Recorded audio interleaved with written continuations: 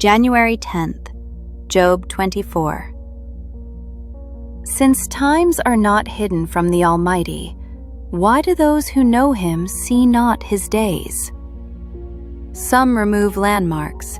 They seize flocks violently and feed on them. They drive away the donkey of the fatherless. They take the widow's ox as a pledge. They push the needy off the road. All the poor of the land are forced to hide. Indeed, like wild donkeys in the desert, they go out to their work, searching for food. The wilderness yields food for them and for their children. They gather their fodder in the field and glean in the vineyard of the wicked. They spend the night naked, without clothing, and have no covering in the cold. They are wet with the showers of the mountains and huddle around the rock for want of shelter. Some snatch the fatherless from the breast and take a pledge from the poor. They cause the poor to go naked, without clothing, and they take away the sheaves from the hungry. They press out oil within their walls and tread winepresses, yet suffer thirst.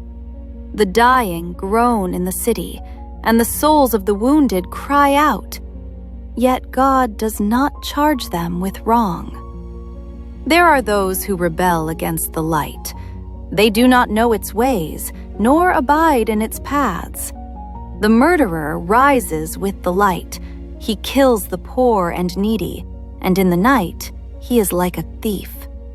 The eye of the adulterer waits for the twilight, saying, "No eye will see me," and he disguises his face. In the dark, they break into houses which they marked for themselves in the daytime. They do not know the light, for the morning is the same to them as the shadow of death. If someone recognizes them, they are in the terrors of the shadow of death. They should be swift on the face of the waters.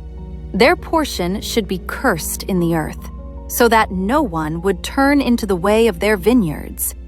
As drought and heat consume the snow waters, so the grave consumes those who have sinned. The womb should forget him. The worm should feed sweetly on him. He should be remembered no more, and wickedness should be broken like a tree. For he preys on the barren who do not bear, and does no good for the widow. But God draws the mighty away with his power. He rises up, but no man is sure of life. He gives them security, and they rely on it. Yet his eyes are on their ways. They are exalted for a little while, then they are gone. They are brought low. They are taken out of the way like all others. They dry out like the heads of grain. Now, if it is not so, who will prove me a liar and make my speech worth nothing? Job 25.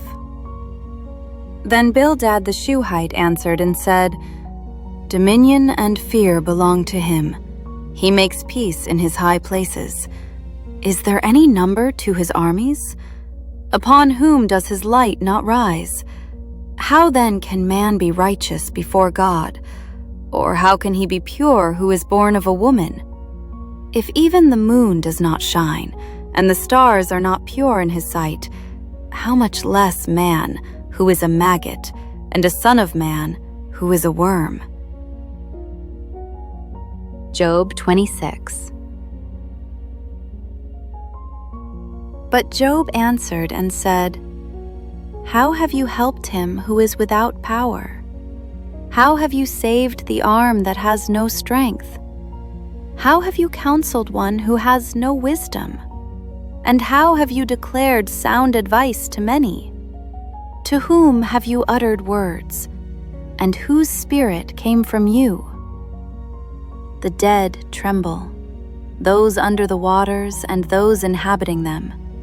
Sheol is naked before him, and destruction has no covering.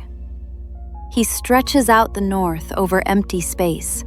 He hangs the earth on nothing. He binds up the water in his thick clouds, yet the clouds are not broken under it. He covers the face of his throne and spreads his cloud over it.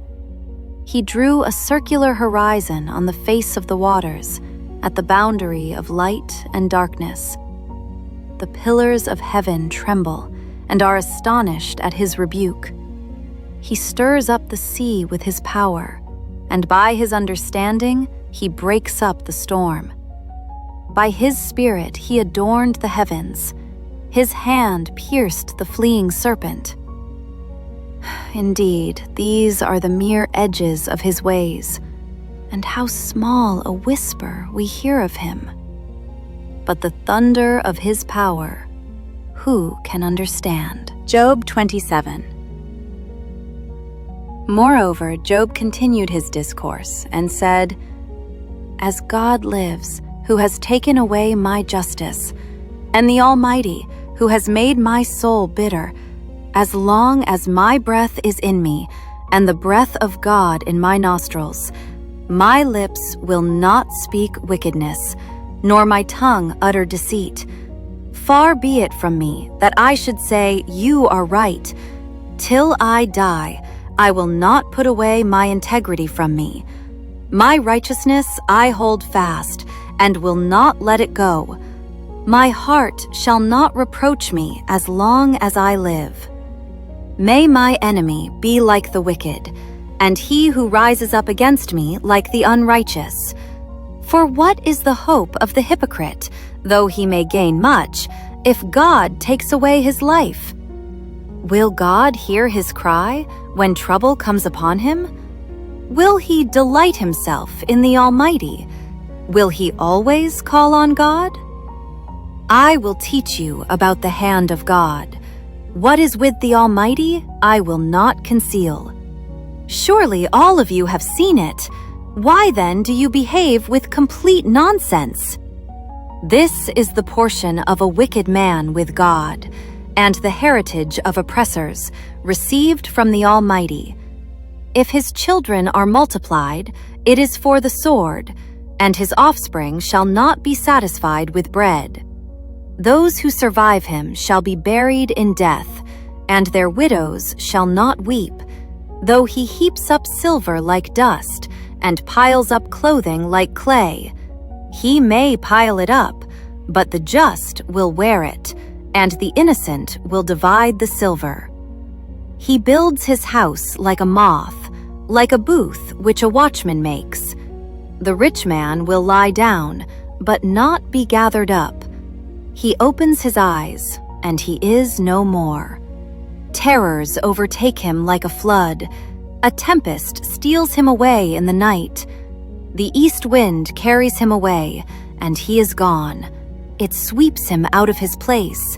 It hurls against him and does not spare. He flees desperately from its power. Men shall clap their hands at him, and shall hiss him out of his place. Job 28. Surely there is a mine for silver, and a place where gold is refined. Iron is taken from the earth, and copper is smelted from ore. Man puts an end to darkness, and searches every recess for ore in the darkness and the shadow of death. He breaks open a shaft away from people. In places forgotten by feet, they hang far away from men. They swing to and fro. As for the earth, from it comes bread, but underneath it is turned up as by fire. Its stones are the source of sapphires, and it contains gold dust. That path no bird knows, nor has the falcon's eye seen it. The proud lions have not trodden it, nor has the fierce lion passed over it. He puts his hand on the flint. He overturns the mountains at the roots. He cuts out channels in the rocks, and his eye sees every precious thing. He dams up the streams from trickling. What is hidden, he brings forth to light. But where can wisdom be found? And where is the place of understanding? Man does not know its value, nor is it found in the land of the living. The deep says, "It is not in me," and the sea says, "It is not with me." It cannot be purchased for gold, nor can silver be weighed for its price. It cannot be valued in the gold of Ophir, in precious onyx or sapphire. Neither gold nor crystal can equal it, nor can it be exchanged for jewelry of fine gold. No mention shall be made of coral or quartz, for the price of wisdom is above rubies. The topaz of Ethiopia cannot equal it, nor can it be valued in pure gold. From where then does wisdom come? And where is the place of understanding?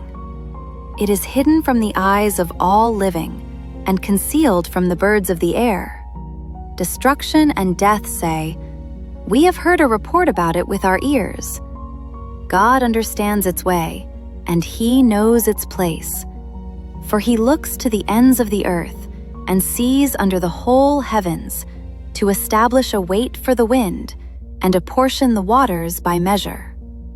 When He made a law for the rain, and a path for the thunderbolt, then He saw wisdom and declared it.